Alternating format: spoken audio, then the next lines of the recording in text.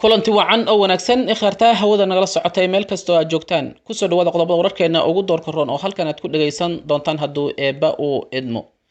madaxweynaha jamhuuriyadda federaalka soomaaliya mudane xasan sheekh maxamuud oo dalka tanzania safar shaqo ugu maqna ayaa maanta dib ugu soo laabtay dalka soomaaliya waxaa kaloo qodobada wararkeena ku jira ururka al-shabaab oo maalmo ka hor kusoo qaaday xuduudka soomaaliya iyo etoobiya dagaal gudahana u galay dalka Ethiopia ayaa wali waxaa la sheegayaa in uu howlgalkii uu ka socdo gudaha dalka Ethiopia halkaas oo dagaal xoogan wali uu ka socdo waxaa kaloo qodobada wararkeena ku jira mas'uuliyiin ka tirsan dowladda federaalka Soomaaliya ayaa goobihii dagaalku ka dhacay degmooyinka Ceelbirdiya Aato ayaa maanta soo gaaray kuwaas waxaa qodobadani hordhacooda waxaadna dhageysan doontaan ayaga oo faahfaahsan waxaan ku soo dhaweynaynaa inaan falanqeynaya saaxiibkay Cabdi mahad colaada waa mahadsantahay haddaan ku hormarno madaxweynaha Soomaaliya Xasan Sheekh Maxamuud wuxuu muddo 2 maalin ah ku sugnaa magaalada Arusha ee dalka Tanzania wuxuuna ka qayb galay East African Community inay macnaha halkaas ku shirayeen ilaa 7 wadan ee Soomaaliya 8 ku ahayd marka waxyaabo badan ay laga shiray Soomaaliya waxay rajeynaysaa in lagu daro ururkaas natiijo fiican way ka soo gaartay marka Xasan Maxamuud wuxuu dib ugu laabtay magaalada Muqdisho halkaas ayuu ku sugan yahay waxaana la leeyahay maalinta bari ah inuu u baxo haddana safar kale ayaa la rajeynaa uu ku aadi doono dalka Masar maadaama uu Cabditax Al-Sisi oo ka helay dhagiisa martiqaad aad u balaaran marka halkaas ay mahado isha bari noqon doonta haduu leeyahay inuu safro madaxweynaha Soomaaliya saaxiibkay Cabdiyow madaxweynaha jamhuuriyadda federaalka Soomaaliya mudane Xasan Sheekh Maxamuud safarkiisu aad iyo aad ayuu u batay safarkan waa kii 8aad buu noqon doonaa haduu Masar uu ku aado maxaa ku dhacay madaxweynuhu dalka uu ugu xasili laayahay oo u nasan laayahay maxay tahay waxan oo qulqul ee safarka wallahi horta mahado marka Soomaaliya kale ama wadan Afrika madaxweynaha ka noqoto xaaladda way culus tahay wajiyo fara badan ayaana la kulmaysaa ilaa 15 wadan ayaa casuumtay marka wadan walba in la qanciyo goonidiisa oo loo qanciyo ayuu rabaa in asaga loo tago la soo tashado wuu rabaa marka Soomaaliya dawladda cusub ayaa ka dhalatay dawladda cusub marka dhalatana wajiyo fara badan ay waxa ishaga u baahan tahay dadka fargelinta ku hayaan waxaa kamid wadamada Afrika iyo Carabta intooda badan in la soo qanciyo la iska sii jeediyo si ay hadhow fargelin aad ah ugu yeelanin dhibaato u geysanin dawladnimada Soomaaliya ayaa macnaha Xasan Maxamuud ku dadaalaya marka wax dhibaato hadda safaradaas faraha badan malahan inkastoo dadka qaar ay ku eedeynayaan in wasiirada la magacaabin ay ahayd oo la soo gabagabeeyay wasiirada hawshiisa markaas uu guda galo laakiin hadda intaan wasiirada la magacaabin ayuu ilaa 6 wadan 7 wadan oo lugta soo mariyay marka mahado waxa dadaal fara badan ayaa madaxweynaha u wadaa marka dad fara badan way eedeynayaan safarkaas faraha badan ay ku eedeynayaan okay aqoonsi wuxuu raadinayay inay Soomaaliya ka mid noqoto East Africa oo hal passport leh arinta maxaa faa'iido u keenay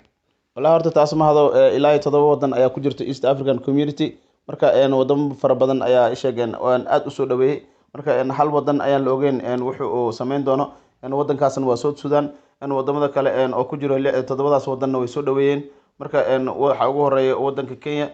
aad iyo aad ay u soo dhaweeyay waxa kale ku jiro Uganda way soo dhaweysay Tanzania soo dhaweysay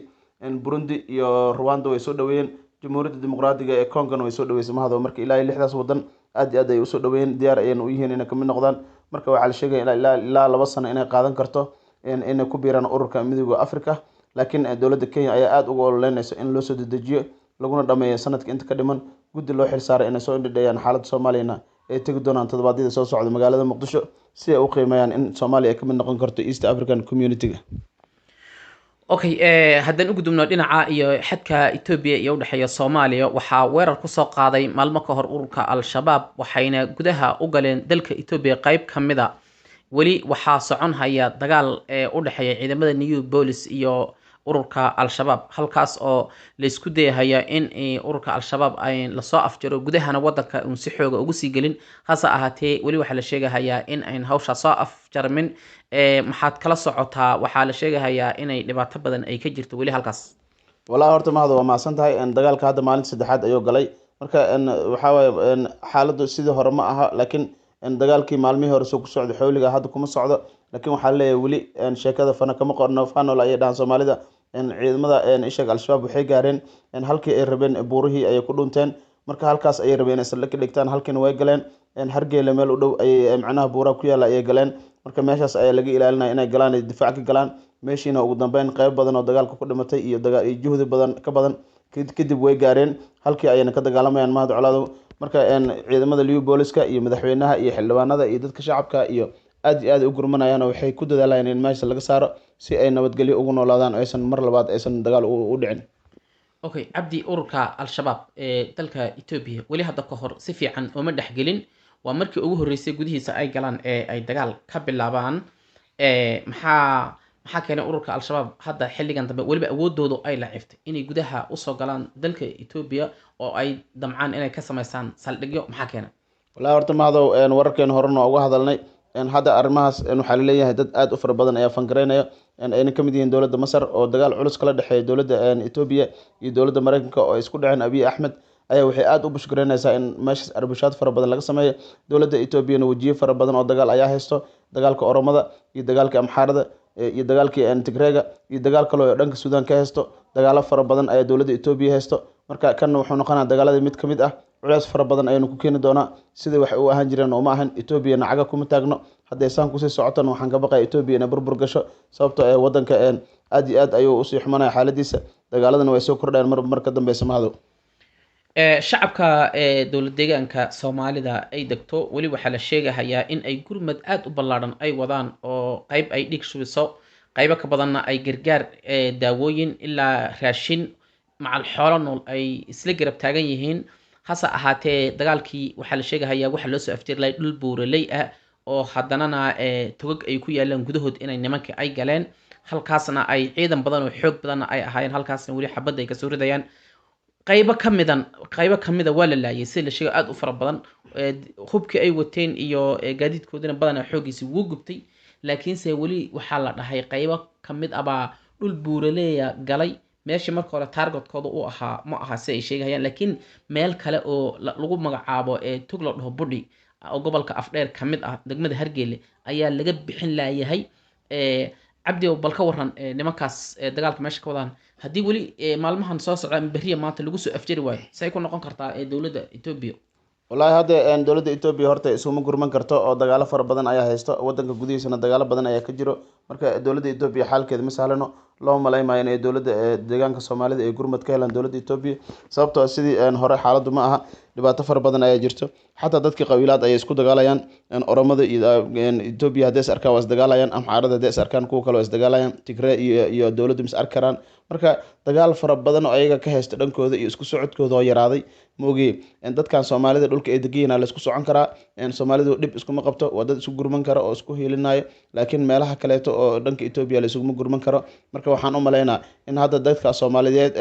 liu booliska iyo dadka kale oo ay sheegay gurmadka u fidinayo inaan qofna ugu tagi doonin dagaalkaas, ayaga bis inay isku filnaadaan sidii ay dagaalkaas kusoo gabagabay lahayn ayaga u taala. u malaymayo militariga Ethiopia nooc walba ahaado inuu ka qayb qaadan karo dagaalkaas. waxaan ila tahay in mahad colaado in guul laga gaari doono hadduu dagaalka sida hadda kusii socdo, laakiin nimanka targetka ay lahayn meel u dhow ay joogaan. haddana waxaan u malaynaa inay sheegeen xaaladdu sii adkaan doonto, sababtoo labadan beri haddii xaaladda lagu soo afjiri waayo inay xaalku sii adkaan doono oo Ethiopiana sidii hore ay ahaan doonin. dowlad deegaanka Soomaalidana culays fara badan ay ku keeni doonto ayaan u malaynaa mahado. mas-uuliyiintii ka tirsanay dowladda federaalka Soomaaliya una qaabilsanaa degmooyinka Aato iyo Ceel Berde ayaa waxaa maanta ay soo gaadheen degmooyinkaas oo dowladda federaalka Soomaaliya ay ka socday. dowladda federaalka Soomaaliya xadkeeda maxay ka qaban kartaa? wallahi horta dowladda federaalka Soomaaliya hadda halkaas aad waxa way sheeg ugu mulug lahan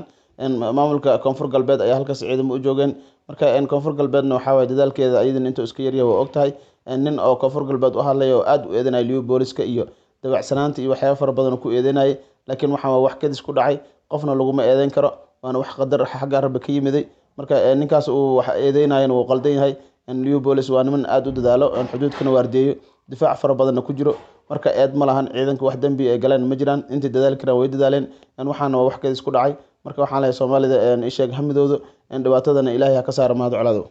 okay kuwaas waxaan qodobada wararkeena ugu dambeeyay, waxaana falanqeynaya saaxiibkay Cabdi oo badanaaba falanqeeya siyaasadaha iyo wararkeena ka imaaday daafaha adduunka. saas iyo nabadgelyo khayrta waan la socotay.